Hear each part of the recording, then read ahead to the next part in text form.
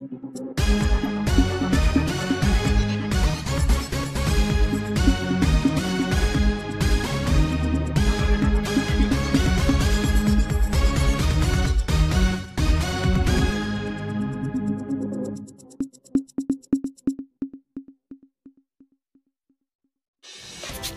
জনতা যারা ফ্যাসিবাদ বিরোধী আন্দোলনে আংশিক বিজয় অর্জন করেছেন তাদেরকে আমি অভিনন্দন জানাই, সাথে লাল সালাম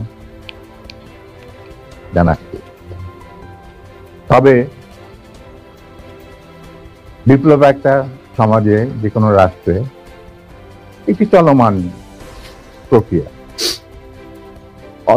সেই অর্থে তাদের বিজয় কিন্তু এখনো পুরোপুরিভাবে অর্জিত হয়নি।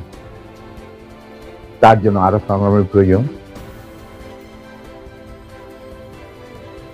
পুরোপুরিভাবে অর্জন করার পর তাদের এমন একটা অবস্থানে থাকতে হবে যেখান থেকে তারা নীতি নির্ধারণ করতে পারে। তাদের যে ইচ্ছা, চাহিদা, প্রত্যাশা, যার সাথে জনগণের প্রত্যাশা চাহিদা মিল রয়েছে, সেটা বাস্তবায়ন করার দায়িত্বটাও কিন্তু তাদের নিজেদেরই করতে হবে। তাদের দায়িত্ব অন্য কোনো মানুষ এসে করে দেবে না।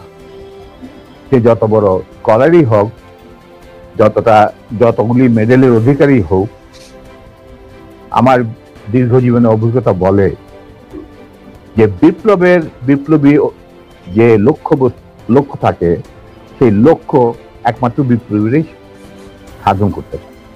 অর্জন করতে পারে। সেই জন্য তোমাদেরকে এখনই ঘুমিয়ে পড়ার সময় ঘুমিয়ে পড়লে চলবে না, সজাগ থাকতে হবে। আগামী দিনে যত কঠিন সংগ্রামী হোক, সেই সংগ্রামে আল্লাহর উপর ভরসা করে তোমাদের যুদ্ধে ময়দানে পাথরের মতো, ইস্পাতের মতো লৌহ কঠিন প্রত্যয় নিয়ে দাঁড়াতে হবে যে আমরা এই সংগ্রামে জিতবই, বিপ্লবকে সফল করব এবং জনগণ এবং তোমাদের যে আশা আকাঙ্ক্ষা, একটা সুখী সমৃদ্ধ বাংলাদেশ গড়ে তোলা। এই ভারতীয় সম্প্রসারণবাদী হিন্দুত্ববাদী ভারত, যার কবজায় আমরা প্রায় চলে গিয়েছি, সেই অবস্থান থেকে সেই ৭১ মতো আরেকটি স্বাধীনতা আমাদের অর্জন করতে হবে। তা না হলে তোমাদের বিপ্লব ব্যর্থতাই পড়বে।